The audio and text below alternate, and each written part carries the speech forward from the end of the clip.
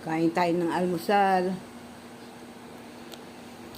Yan ang ulam namin, pritong manok at saka ginisang upo sa sardinas. Yan. Almusal ko po yan. Pero hanggang tanghali, yan na rin ang ulam namin. Saka ito, kape.